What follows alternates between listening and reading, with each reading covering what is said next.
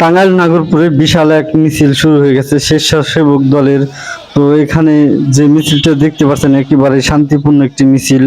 তো ভিডিওটি দেখতে থাকুন, সাথে থাকুন। এই হচ্ছে টাঙ্গাইল নাগরপুরে এই প্রথম এত বড় একটি মিছিল শুরু হয়ে গেছে। ভিডিওটি দেখতে থাকুন, সাথে থাকুন।